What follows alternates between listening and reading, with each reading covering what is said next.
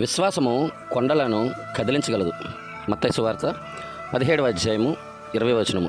ఈ యొక్క మాటను మనము జాగ్రత్తగా బైబిల్ గ్రంథంలో జ్ఞానించినట్లయితే, కొంచెం ముందుగా ఈ యొక్క వచనములను మనము చదివినట్లయితే అక్కడ ఒక మాట ఉంటుంది.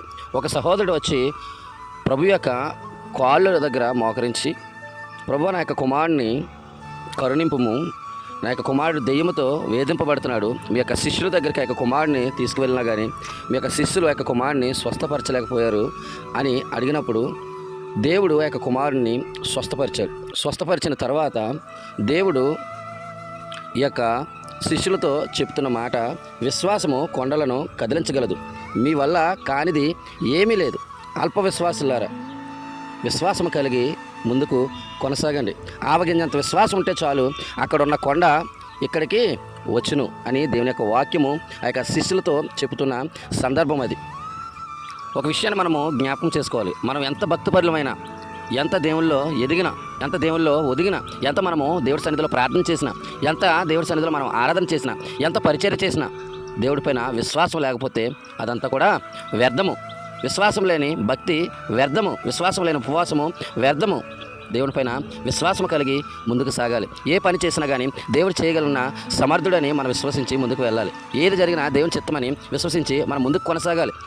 దేవునిపైన ఆనుకోవాలి, దేవుని ఆశ్రయించాలి, దేవుడు ఉన్నాడని నమ్మాలి, దేవుడు చూస్తున్నాడని నమ్మాలి, సమస్తమును చేయగల సమర్థుడని మనము విశ్వసించాలి. అప్పుడే గొప్ప కార్యాలు జరుగుతాయి. ఇక్కడ వాక్యం సెలవిస్తుంది, ఆవగింజంత విశ్వాసం ఉంటే చాలు, అక్కడున్న కొండ కదిలింపబడును. అంటే ఎలాంటి విశ్వాసం కలిగి మనం జీవిస్తున్నామని దేవుడు అక్కడ ఆ యొక్క సందర్భంలో ఆ యొక్క మాట మాట్లాడారు. ఆయన యొక్క శిష్యులతో ఆయన చెప్తున్న మాట అది. అంత విశ్వాసంగా ఉన్న శిష్యులతోనే దేవుడు ఆ విధంగా మాట్లాడాడంటే మన యొక్క భక్తి ఏ విధంగా ఉంటుంది, మన యొక్క జీవితం ఏ విధంగా ఉంటుంది, ఒకసారి మళ్ళీ మనము పరీక్షించుకోవాలి. మన యొక్క హృదయాన్ని మనము పరీక్షించుకోవాలి. మన యొక్క నడవడిక ఏ విధంగా ఉంటుందో, మన యొక్క ప్రవర్తన ఏ విధంగా ఉంటుందో, మన యొక్క విశ్వాసం ఏ విధంగా ఉంటుందో అన్న విషయాన్ని మన వాక్యం ద్వారా పరిశీలించుకొని మన యొక్క హృదయాలు మార్చుకుంటే మన యొక్క జీవితాలు ఎంత బాగుంటాయి. మనం అనేక మందికి చెప్పేవారుగా మనం ఉండాలి. మనకి విశ్వాసం ద్వారా అనేక మంది బలపరిచేవారుగా ఉండాలి. అటువంటి కృపాధన్యత దేవుడు మనకు సదాకాలం దయచునుగాక. పరిశుద్ధుడ విన్న వాక్యాన్ని మా యొక్క హృదయాల్లో ఫలింపచేసి మమ్మల్ని ఇంకా బలపరిచి ముందుకు నడిపించమని యేసు నామములో కోరి ప్రార్థిస్తూ ఉన్నాం మా ప్రియగల మిక్కిలి పరమ తండ్రి. ఆమేన్.